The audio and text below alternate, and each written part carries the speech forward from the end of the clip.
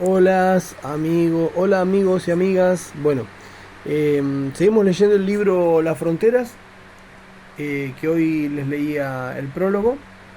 Así que vamos a empezar con el primer relato, a cargo de Roberto J. Pairó, que se llama Puerto Cook.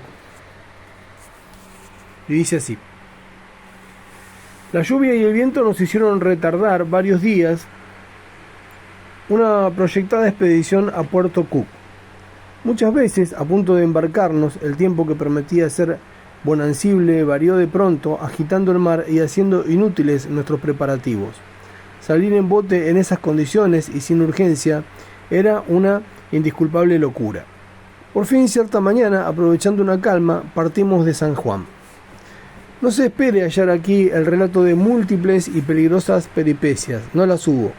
Apenas las incomodidades que nunca faltan en una excursión cualquiera y nada más. Formábamos la comitiva. El alférez Lezica, nuestro jefe en la emergencia. El doctor Pinchetti, contentísimo ante la perspectiva de varios días de caza. El contramaestre Morgan, como práctico de aquellos mares y aquellas costas.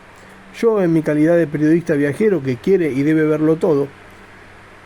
5 de los mejores marineros de la subprefectura, hechos al remo, incapaces de fatiga, otro para servir de relevo en caso necesario, y un par de perros fueguinos. 2 marineros más habían salido a pie el día anterior y debían hallarse ya en Cook. El subprefecto enviaba a sus comisionados para que le informaran acerca de las condiciones de aquel paraje, que, según se afirmaba, eran muy superiores a las escasísimas que reúne San Juan del Salvamento en cuanto a habitabilidad. Se me permitió agregarme a ellos como reporter sin función oficial. Llevábamos pocos víveres, solo los estrictamente necesarios. Un capón sin las achuras, algo de arroz, café, azúcar, una bolsa de galleta, un poco de vino, una botella de caña. Nuestro cargamento se completaba con los fusiles de cazar, mantas y quillangos para abrigarnos, mi máquina fotográfica. En la casilla de Eiroa hay de todo: platos, tazas, camas, conservas, cuánto se necesita. Confiados en eso, no quisimos aumentar la impedimenta, que así todo empachó bastante el bote. La mar larga dificultó mucho nuestra marcha apenas salimos de la bahía, tanto más cuanto que la calma hacía inútil la vela, que hasta con brisas suaves presta alas al bote negro, embarcación que en San Juan es como el petizo de los mandados, en las estancias, y anda eternamente de aquí para allá. Pero navegar a remo no era inconveniente de mayor cuantía, pues el trayecto hasta Cook es de pocas millas por mar, y de menos aún por tierra, unas 2 horas de retraso, cuando mucho, con la marea a favor como llevábamos. Nos hicimos bastante al norte para evitar los remolinos del cabo Forneux, donde, como ya he dicho, las aguas se agitan y hierven hasta cuando el océano parece un inmenso lago. Desde lejos veíamos la cresta de las olas que iban a estrellarse contra las rocas negras de su base, y la espiral del Tide Rip giraba aún a pocos cables de nosotros. Luego, variando el rumbo, tomamos hacia el oeste, poniendo la proa en dirección a las islas de Año Nuevo, que sobresalían de la ondulada superficie del mar como grandes olas inmóviles, verdes también, pero más claras. En el segundo tercio del viaje comenzó a levantarse un poco de viento, pero soplaba arrachado, y no era posible izar la vela sin correr el riesgo de que el bote se nos pusiera de sombrero, a pesar de su estabilidad, grande en relación a sus dimensiones. Continuamos pues a remo, y los valientes marineros se encorvaban y enderezaban con movimientos rítmicos sobre ellos, sin prisa, ganando terreno a cada impulso, mientras Morgan gobernaba, evitando el golpe de las olas, que en series de A2, de A3, levantaban y hundían sucesivamente la embarcación, ya ensanchando hasta lo inmenso nuestro campo visual, ya reduciéndolo a unos cuantos metros de radio, según nos alzábamos sobre la onda sin rompiente o bajábamos a la concavidad profunda y verde que dejaban detrás. No pierdan bogada, muchachos, cuidado a babor, no ahoguen el remo. Mecidos por la ondulación no muy suave, sin embargo, los pasajeros de popa, Lezica, Pinchetti y yo, conversábamos tranquilamente, interrogando a menudo al contramaestre Morgan, que se mantenía en cuclillas junto a la caña del timón, postura incómoda que no sé por qué adoptan casi todos los timoneles, sin duda para manejar la caña desde arriba y con más fuerza. Llevábamos el fusil al alcance de la mano, prontos a hacer fuego apenas se nos presentara un tiro conveniente. Pinchetti, sobre todo, entusiasta devoto de San Huberto. Pero no gastamos pólvora, aunque con la mayor sangre fría fueran a desafiarnos gaviotas, palomas y otros avechuchos que tuvieron a honor ponerse bien a nuestro alcance. Los fusiles no funcionaron. Oh, si tuviera cartuchos para mi escopeta, exclamaba el doctor Pinchetti. Pues sin duda alguna, con munición patera hubiéramos dejado el tendal de pajarracos, pero las balas eran impotentes para detenernos en los caprichosos círculos que trazaban sobre nuestra cabeza, o al darse pediluvios en las olas altas, o al volar en línea recta, cual si fueran a posarse en el cañón de los fusiles. El bote, tomado de proa por la marejada y felizmente empujado por la marea, nos columpiaba sin descanso y todavía no se han hecho ejercicios de tiro en columpio. ¡Fuego, doctor, fuego! Un magnífico albatros pasaba a 10 metros frente a Pinchetti, pero al mismo tiempo descendíamos con rapidez tal que nos pareció que el mar faltaba bajo la quilla. Con ademán instintivo el doctor apuntó, pero inmediatamente bajó el arma, sonriendo de su propia precipitación. En cuanto a mí, no pude dominarme e hice fuego sobre un carancho que fue a observarnos con demasiada curiosidad. Pero el ave no se dio por aludida y continuó examinándonos como si tal cosa. Guardemos las balas hasta desembarcar. Es lo más prudente. Y descorazonados desarmamos los fusiles poniéndolos a nuestras espaldas sobre el banco y los sustituimos con la pipa bien cargada de tabaco negro. Agotada la provisión de tabaco fumable que lleváramos de Buenos Aires, el de cuerda, húmedo de Puchúa, comenzaba a parecernos excelente, sobre todo cuando lo picaba en hebras delgadas como cabellos, un marinero portugués del Faro, toda una notabilidad en la materia. Pero en cualquier centro medianamente civilizado, el tabaco en cuestión solo se utilizaría para ahuyentar importunos y matar mosquitos. Gracias a los buenos puños y a la mejor voluntad de los remeros, pronto estuvimos a la altura del escollo que se encuentra al este de la entrada de Puerto Cook, donde ha tropezado algún buque de nuestra escuadra, cuya rompiente se veía desde lejos como una mancha blanquecina e incierta en medio de los médanos verde oscuros del mar. Lo doblamos sin inconveniente, mirándolo aparecer y desaparecer al capricho de la marejada, y poco después poníamos proa al puerto, izando la vela para aprovechar un soplo favorable. Esto es como un paseo en el Tigre, doctor. Algo más agitado, quizá. Dejamos a nuestra izquierda el islote de base, redonda, que en la entrada semeja una torre puesta allí para custodiar el puerto, y comenzamos a navegar en aguas cada vez más tranquilas, muy transparentes, aclaradas por el sol y en cuya superficie hormigueaban las aves.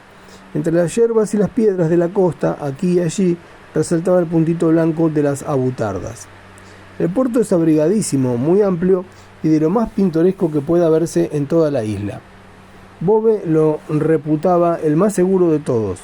Las irregulares alturas que lo rodean no favorecen tanto como las de San Juan. La formación de las rachas dejan pasar más luz, no estrechan los horizontes hasta la opresión, y sus playitas de arena o de cantos rodados, sus costas riscosas, sus barrancos a pico, sus colinas y sus montañas cubiertas de árboles, sus saltos de agua, son eficaces elementos de su panorama. No hay duda, no. Más plácido, más risueño que San Juan, presenta aspectos variados, menos violentos, menos diabólicos que aquel pozo abierto como una enorme herida de bordes ásperos y desagradables de cicatriz reciente. Íbamos avanzando lentamente por sus aguas. La vela, apenas de tiempo en tiempo, hinchada por una ráfaga, pendía luego lánguida, mustia, gualdrapeando como por fórmula, pronta a quedarse inmóvil, petrificada a lo largo del mástil. Hubo pues que volver al remo para ganar el fondo de Cook. A lo lejos pasaban haciendo espuma los patos a vapor y algunas focas emergían del agua para sumergirse enseguida como negras ondinas de aquel lago. Media hora después desembarcábamos en una playa de cantos rodados, enjabonada por el cachiyuyo en descomposición, sembrada de aguas vivas que dejó en seco la bajante y que entre las piedras parecían pedazos de cristal. Algunos tenían en el interior flores curiosamente coloreadas. En la línea de la playa comenzaba el matorral de altas hierbas, gramíneas, tusac, apio silvestre, dominado un poco más arriba por arbustos, calafates, magnolias, que las hayas dominaban a su vez. No se veía senda alguna y la vegetación parecía cerrarnos el paso. Al desembarcar tuvimos que meternos en el agua hasta media pierna, aunque los marineros hubieran varado el bote, arrastrándolo muchos metros. La playa es baja y desciende con suave declive. Uno de los marineros se ofreció a llevarnos sobre los hombros a Babucha, pero por mi parte renuncié. Un desembarco por el estilo en Santa Cruz había costado un baño a mi portador y en poco estuvo que también yo me zambullera en la onda amarga. Morgan se quedó con 2 hombres para hacer un arganeo y dejar el bote bien seguro. Los demás excursionistas tomamos nuestros trebejos personales, mantas y fusiles y parte de las provisiones comunes y echamos a andar cuesta arriba, entre la yerba que nos empapó los pies en un instante. ¿Y la famosa casilla de Eiroa? Pregunté al alférez Lezica. ¿Dónde está? Allá a la derecha, sobre Vancouver. Desde aquí no se alcanza a ver. ¿Está muy lejos? No, a unos cuantos centenares de metros. No sé a punto fijo. Todos anduvimos a la par durante un rato, pero el doctor Pinchete y yo, embarazados con nuestra carga, complicada para mí con la máquina fotográfica que me golpeaba empecinadamente las espaldas, como avisándome de que sus últimos negativos no iban a servir, nos rezagamos muy pronto, echando pestes contra el turbal en que se hundían los pies y contra la presión atmosférica que hacía trabajar sin descanso los pulmones. No me parece que concluyéramos pronto si se nos encargara a ambos una exploración de toda la isla. Oh, seguramente, sin contar con el perpetuo baño. Mire usted, ya comienza a llover. A derecha e izquierda levantábanse 2 macizos de montañas separados por el llano de 500 a 800 metros de ancho que desde ambas orillas, Vancouver y Cook, va elevándose poco a poco para formar en el centro una especie de espinazo más alto que el resto del istmo. A primera vista parece que aquella estrecha faja de tierra se ha formado con el acarreo del mar y los derrumbamientos de las montañas que lentamente han cegado un canal antiguo. Contribuye a fundar esta opinión el hecho de que la playa norte del istmo sea de cantos rodados, mientras la sur, sobre Vancouver, es de arena fina y también el que no se vean rocas desde la una a la otra orilla. Encontramos algunas vigas empotradas paralelamente en la turba, como carriles y que sin duda han servido para transportar embarcaciones de un puerto a otro. Corpo, esto fatiga bastante, y tanto. Sin embargo, no hemos caminado ni 100 metros. Sigamos un poco, doctor. Por aquí hemos de encontrar algún punto que nos muestre al mismo tiempo las aguas de Cook y de Vancouver. Es muy posible. Oh, es seguro. Entonces, a descansar, y en celebración del acontecimiento echaremos un taco. ¿Cómo dice usted? Digo que, como me han hecho depositario de la botella de licor, me parece justo que cobremos la comisión por adelantado. La charla festiva ocultaba mal nuestro cansancio, pero cubiertos de sudor y jadeantes, seguimos andando bajo la lluviecita pertinaz y maligna.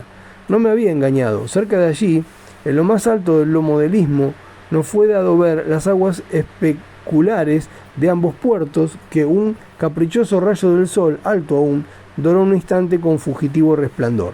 Nos sentamos a descansar sobre la yerba que manaba agua. Un beso a la botella, un cigarrillo, luego un poco de contemplación silenciosa. Habríamos andado unos 300 metros para llegar hasta allí. Desde nuestros asientos veíamos allá abajo, a la derecha, una casilla de hierro galvanizado, delante de la cual y de una hoguera recién encendida con leña húmeda se levantaban espirales de humo denso que subía lentamente a mezclarse con las nubes. Algunos de nuestros marineros iban y venían haciendo los preparativos de la instalación bajo las órdenes del alférez Lezica. Había que reunirse a ellos, so pena de pasar por poco activos, sino por algo peor. Nos levantamos dando un suspiro y comenzamos a bajar. Hicimos las de Blondín y pasamos las de Caín, atravesando sobre un tronco encebado el arroyo de aguas amarillas que corre junto a la casa. Pero después de eso tuvo término feliz nuestra odisea. «Hola, ya están aquí», exclamó al vernos el alférez, no sin cierta ironía. Creí que se quedaran ayudando a Morgan. Mire que es malo, alférez. Entramos en la casa, que se compone de 2 departamentos, a saber, una pieza cuadrada y una cocinita adyacente. Está construida con chapas de hierro galvanizada y forrada por dentro de madera, menos el techo. Una puerta de luz al interior, otra más pequeña, se abre sobre la cocina. Su mueblaje se limita a unas cuantas camas portátiles, casi completamente desvencijadas, un banco largo de madera, varios tablones en el techo, los remos de 2 embarcaciones y junto a las paredes y esparcidas por el piso, negras bolsas de sal, húmedas como si hubieran estado a la intemperie. En la pared del fondo, frente a la puerta, un tablero contenía, en castellano, francés e inglés, la siguiente hospitalaria inscripción. Aviso. Se ruega a los señores náufragos u otros que usen esta casa, la cuiden y gasten solo los víveres necesarios para su sustento. Buenos Aires, 1 de enero de 1896. Antes la inscripción estaba perfectamente justificada por la existencia de víveres y hablaba muy alto en pro de los sentimientos humanitarios de los dueños de la casilla, que así la ponían con sus enseres y bastimentos a disposición de náufragos y visitantes. Pero en aquellos días no había provisiones que malgastar y el letrero era simple recuerdo de tiempos mejores. En la casilla de Eiroa hay de todo: platos, tazas, camas, conservas, cuanto se necesita. Salvo las camas, en muy mal estado, la sal y una provisión de balas del Winchester, pocos comestibles a decir verdad. Nada de aquello había, ni tazas, ni platos, ni mucho menos conservas. Los loberos y otros merodeadores que han pasado por allí dejando las huellas de Atila han quitado a los propietarios las ganas de renovar provisiones y vajilla, como lo demuestra otra inscripción grabada en el zinc con un clavo o un cuchillo y que comienza diciendo: «Ojo, esta casa fue saqueada y robada». No copio la acusación íntegra, pues bien pudo el que la hizo equivocarse al señalar a los presuntos autores del saqueo. ¿Le extraña a usted, doctor? Pues lo extraordinario es que no se hayan llevado también la casa, o se hayan calentado con ella, como han hecho los loberos con la que dejó la Romanche. Sin embargo, cosas así han de respetarse porque son respetables, y cada individuo que visita la casilla y se apropia lo que contiene debería ponerse en lugar de los náufragos que pueden un día llegar a ella buscando socorro y encontrar frustrada su última esperanza. Cerca de allí, fuera del alcance de las olas de Vancouver, estaban, con la quilla al aire, los 2 botes de la pesquería, porque debo de advertir que de una pesquería se trata, y que la cantidad de sal de que antes he hablado no está allí inútilmente, es para la conservación de los cueros de foca que se cosechan al sur de la isla y que solo pueden beneficiar legalmente a los herederos del comandante Piedrabuena, representados por el comandante Eiroa. Vancouver no merece el nombre de puerto, sino muy a la entrada, pues el resto está sembrado de restingas y escollos que pondrían en grave peligro a cualquier embarcación mediana que se aventurara entre ellos. En el fondo, junto a la casilla, forma un arco regular bastante cerrado que traza una playa de arena fina y amarillenta, una roca situada a corta distancia de la costa y cuya base se ve sobre la arena del fondo. Tan cristalinas son las aguas. Sirve de pedestal a algún carancho que, en actitud académica, descansa o digiere. La vegetación crece al abrigo del viento, a ambos lados, y avanza sobre el mar como para mirarse en él. Rocas desnudas y caprichosas se levantan un poco más lejos y un promontorio, con aire de castillo, domina a la derecha la entrada de una caleta, determinando al propio tiempo el final del arco. Enfrente, una línea recta de restingas se corona de espuma. Allá, más lejos al sur, una raya oscura separa el cielo del océano, ya sin límites hasta las tierras polares. Entre Cook y Vancouver, el istmo mide mucho menos de lo que generalmente se cree y de lo que indican todos los mapas de la isla. Una cuidadosa mensura hecha al día siguiente en nuestra presencia por el contramaestre Morgan dio por resultado exacto 55 metros entre el nivel de las altas mareas. La estrecha faja está, del uno al otro extremo, cubierta por una capa de turba cuyo espesor varía entre 1,45 y 2,85 metros. Sobre ella crece abundante hierba que daría alimento a buen número de animales. En la falda de los cerros que limitan el istmo al este y al oeste, los fagus alcanzan su copa desmelenada o abren calle a los chorrillos que bajan saltando para correr luego hacia el mar. Esos árboles son en general más desarrollados que los que crecen en las cercanías de San Juan del Salvamento, sobre todo los que forman los bosquecillos del sudoeste. Y a propósito del fagus, observé en el centro del istmo una particularidad bastante curiosa. Allí los vientos corren a su antojo y sin obstáculo, de sur a norte y de norte a sur, adquiriendo gran velocidad y por consiguiente fuerza. algunas semillas de fabús germinado, sin embargo, y las plantas han comenzado a desarrollarse, plegándose al viento para no morir. Luego fueron creciendo poco a poco, cuidándose de no estorbar, adaptándose al medio en que nacieron, y hoy por fin se presentan perfectamente horizontales al ras del suelo, extendiendo sus ramas y su follaje verde como una alfombra, convertidos en una nueva planta rastrera de grueso tronco y leñosas guías. Mientras hacíamos este ligero examen de la localidad, los preparativos de instalación quedaron terminados. Se había barrido con escobas de yerbas, sacudido las destripadas camas sin más colchón que el elástico y ensanchado un poco el espacio libre, apilando las bolsas de sal esparcidas por el suelo. No hacía falta más, o mejor dicho, nuestra escasa exigencia accidental se contentaba con aquello.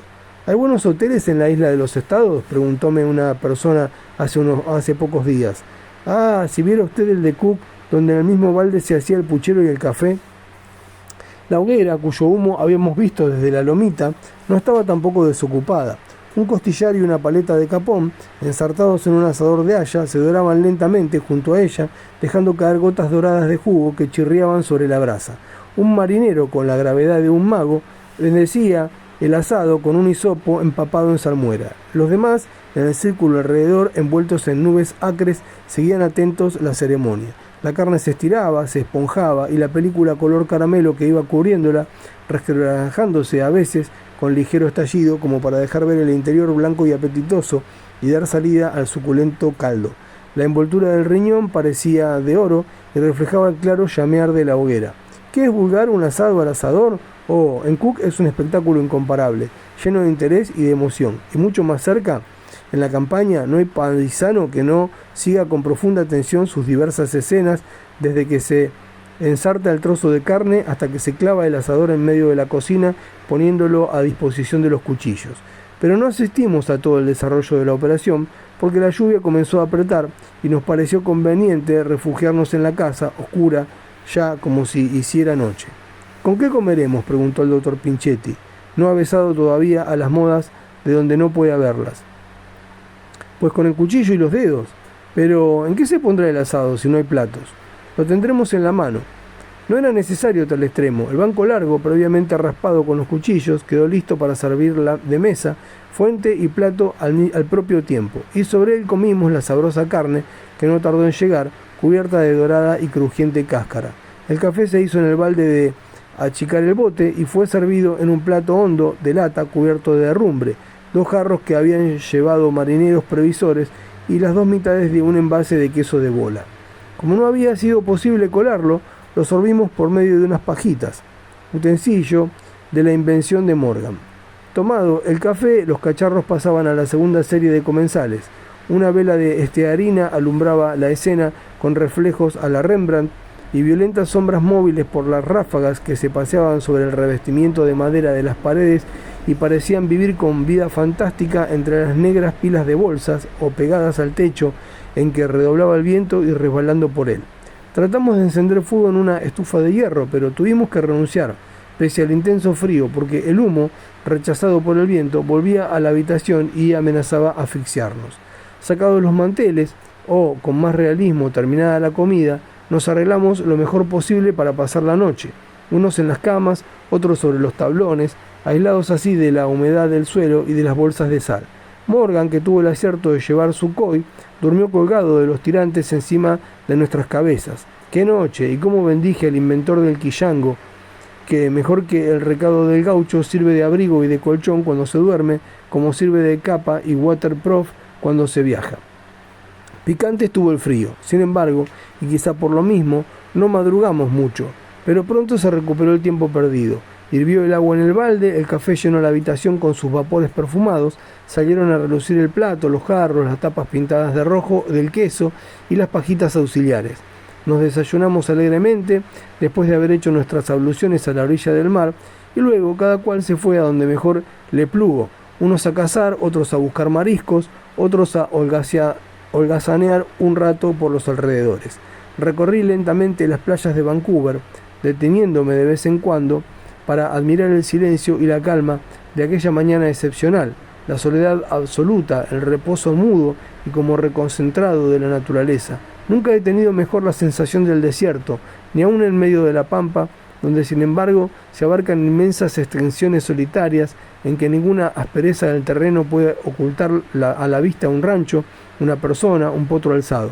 Detrás de aquellas rocas, entre aquellos árboles, bajo aquellas malezas, podía haber hombres, quizás mis propios compañeros, que andaban cerca, a un paso, al alcance de mi voz. Y sin embargo, parecíame estar solo, aislado del mundo, en un lugar extraño, que no perteneciera a nada, que no tuviera relación con nada. Probablemente las rígidas e imponentes líneas de algunas partes del paisaje sugestionaban mi imaginación con ideas de desamparo y desconsuelo. Volví hacia el norte después de haber recogido algunos ejemplares de esponjas que la marea había arrojado a la orilla, aunque todavía huelen a yodo, como también musgos, líquenes y huesos de foca, especialmente uno muy curioso que solo tienen los machos y que los loberos suelen usar como boquilla. Las esponjas que recogí no son bastante fuertes ni compactas, están llenas de piedrecitas y caracolitos y no parecen completamente formadas. Cierto es también que el mar no arranca sino las que están insuficientemente adheridas al fondo. Las aves debían haberse pasado aviso de nuestra llegada.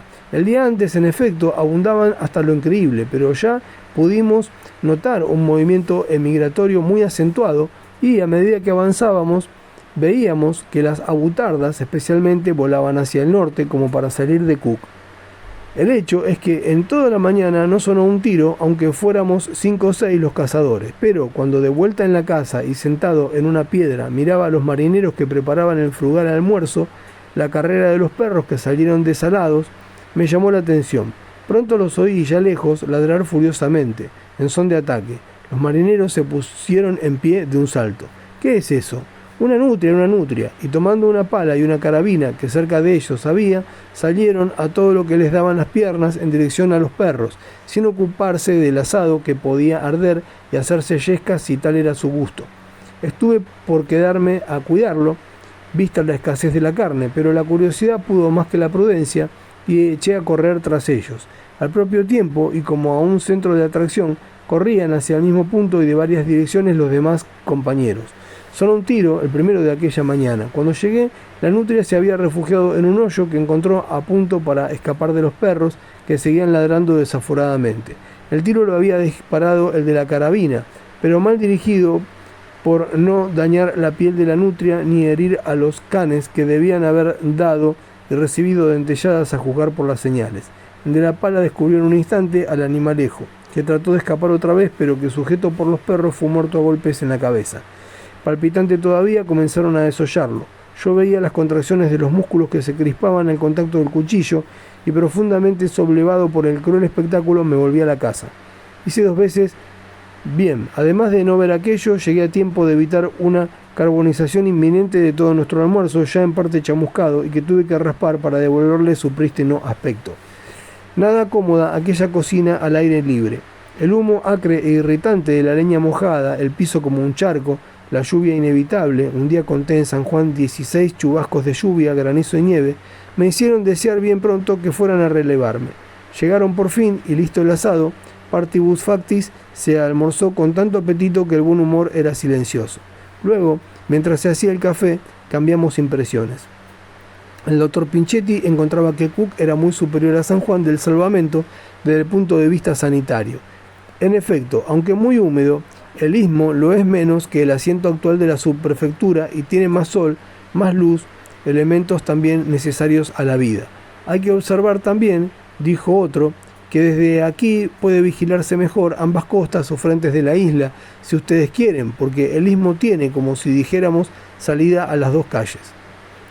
Los animales, agregó un tercero, se mueren en San Juan por falta de espacio, de qué comer. Aquí hay mucho y muy buen pasto, y el istmo forma un amplio corral natural que puede acabar de cerrarse con unos pocos metros de alambrado. No falta agua, sobra leña. Los árboles son más corpulentos, mejores para hacer vigas y tablas y hasta embarcaciones. Hay pesca más abundante, mucho calamar por la tranquilidad de las aguas y pululan las aves silvestres. Eso no, observó el doctor Pinchetti. Apenas se estableciera gente aquí, las aves se retirarían. Ya lo estamos viendo. Hoy no se ha cazado nada. Bien, pero las rachas son menos frecuentes y violentas porque el viento no choca contra tantas paredes. El puerto es también mucho más abrigado y seguro. Los transportes no tendrían que irse a 2 o 3 millas de la subprefectura como lo hacen en San Juan, dificultando enormemente la descarga. 1000 otras observaciones surgidas sobre el terreno y por las cuales quedaba demostrado plenamente que el sitio más adecuado para instalar la subprefectura y el presidio era sin duda alguna Puerto Cook. Se ha proyectado su mudanza, que debe hacerse, en efecto, como debe erigirse un faro de primera clase en la isla del este del Año Nuevo. ¿No sería bueno pensar en el regreso?, pregunté. Sí, apoyó Morgan, la carne que queda es poca y no tenemos otras provisiones. Comiéndola asada se consume mucha. Saldremos esta tarde, resolvió el alférez Lezica. ¿No les parece? Quedó determinada, pues, nuestra partida. Un rato después cruzamos otra nutria. Nadaba en las aguas de Vancouver, cerca del islote, cuando la descubrimos. Pronto alcanzó la playa y emprendió la fuga, perseguida por los perros. Un tiro certero le agujereó el cráneo y cayó muerta a poca distancia de nosotros. La piel fue a unirse con la de su compañera. Más feliz que por la mañana, el doctor encontró algunas agutardas con las que volvió lleno de justa satisfacción. «Tenemos mal viento», observó Morgan. «Si sigue soplando así, cuando llegue la hora de la marea favorable, el camino estará sembrado de tide rips y sería temeridad ponernos en viaje». La marea comenzaba 2 horas después. Me entretuve sacando algunas vistas fotográficas que una mano tan indiscreta como mal inspirada había de inutilizarme después, abriendo la caja en que guardé las placas impresionadas. El aparato y las placas eran excelentes, como que procedían de la casa Lepage. El viento no cambió y hubo que resolverse a comer en Cook. «Quizá podamos salir esta noche», auguró el contramaestre, pero con aire dubitativo. Hubo que renunciar al asado, por si se prolongaba la estadía, y se hizo puchero en el balde con el espinazo del capón y unos puñados de arroz por todo aderezo. La carne cocida tiene la enorme ventaja del caldo. El café se resintió bastante por algún resto de grasa. Otra noche toledana, más fría que la anterior. Afortunadamente se pudo encender la estufa y no tardamos en dormirnos, aunque ante nosotros se presentara la triste perspectiva de que bien podríamos tener que quedarnos varios días allí o emprender el regreso por tierra, cosa tan ardua que uno de los marineros que acababa de hacer el trayecto estaba derrengado y había llegado a Cook a duras penas. Pero a la mañana siguiente salimos después del desayuno y llevando cocido el resto de la carne por lo que pudiera ocurrir. El viento había cambiado, soplaba fresco del sur y todo anunciaba una excelente navegación. La vela se hinchó, redondeándose y haciendo inclinar el bote sobre un costado. Lo llevó como una flecha. Hervía el agua en la proa y tras de nosotros dejábamos una brillante estela. La marcha era vertiginosa y en un momento salimos de Cook. Media hora había bastado para recorrer cerca de 4 millas con la pequeña embarcación. Avanzamos algo hacia el norte y luego pusimos proa al este en demanda de San Juan. Pero el agradable viaje comenzó a cambiar de aspecto. En lugar del viento continuo que hasta entonces nos había favorecido, soplaban repentinas rachas que obligaron a tomar rizos. Luego fue preciso arriar la vela y apelar al remo. «Corpo», exclamaba el doctor Pinchetti. Las rachas, cada vez más frecuentes, hacían danzar el bote, pero, ayudado por la marea, continuaba avanzando. Se resolvió variar de rumbo para ponernos al reparo de la alta costa, pues el viento y el mar nos tomaban de costado, haciéndonos embarcar un poco de agua. Así mejoró la situación y nos acercamos al cabo de Forneaux, imponente en aquel momento. Entonces fue cuando volví a oír los mugidos que me habían llamado la atención a mi llegada en el Villarino, pero mucho más fuertes. Pasábamos frente a la roquería y en la piedra plana descansaba un centenar de focas de un pelo. Una que otra erguía el torso dominando a sus compañeras y mirando fijamente el bote. «Lástima que el mar está tan malo», exclamé. «¿Por qué?», preguntó Lezica. «Porque nos hubiéramos acercado para fotografiar la roquería. Lo han hecho los de Bélgica, que obtuvieron una placa magnífica, según dicen». No me consuela mucho el dato. Descargamos un tiro sobre la roquería. Un indescriptible alboroto se produjo entre las focas que se irguieron. Miraron un instante a todos lados buscando sus enemigos y luego comenzaron a precipitarse al mar. Pero viendo sin duda que el ataque no se repetía, la fuga cesó a tiempo que una roca iba a ocultarnos.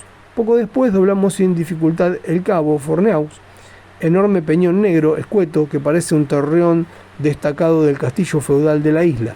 El faro de Punta La Serre se presentó entonces frente a nosotros. «Ya estamos en casa, doctor». «Oh, me alegra mucho».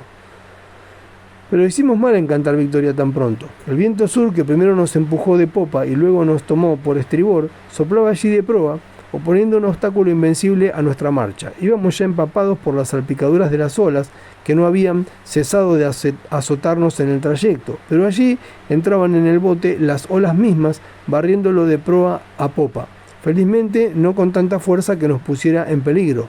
Pronto estuvimos hechos sopa, inundados por el mar, calados por la lluvia, y el viento del sur era frío, y penetraba hasta la médula de los huesos, y nos transía entumeciéndonos.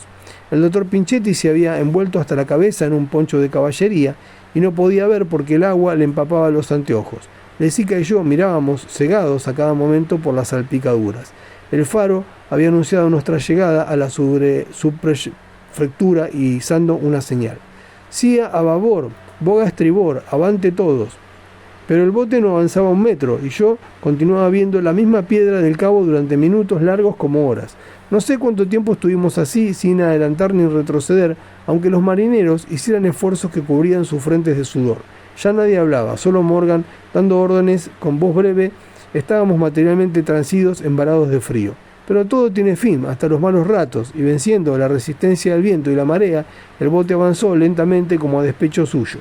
Llegó a la altura del faro, pasó el canal y se presentó a la vista de la subprefectura cuando yace arriba otra embarcación para salir en su auxilio. Nos costó trabajo trepar la escalera del muelle y la que conduce a las casas, donde se nos recibió con júbilo porque nuestra tardanza comenzaba a inquietar. Un buen fuego nos aguardaba en las habitaciones respectivas y con unas fricciones, ropa seca y un vaso de vino caliente desapareció todo malestar, menos el de un formidable apetito que casi llegaba a ser hambre mayor de edad. Un rato después estábamos reunidos alrededor de una mesa bastante bien provista para la circunstancia, y de Martini nos interrogaba interesado en las peripecias de la excursión. Ahora falta que me lleven al Penguin Rockery, dije al terminar. Oh, con mucho gusto, contestó el subprefecto, pero otra cosa estaba escrita. Roberto J. Pairó, Mercedes, provincia de Buenos Aires, 1867, Lomas de Zamora, provincia de Buenos Aires, 1928. Periodista, narrador y dramaturgo. El casamiento de Laucha, 1906, Pago Chico, 1908, y las divertidas aventuras del nieto de Juan Moreira, 1910, constituyen una trilogía narrativa ya clásica en la literatura argentina.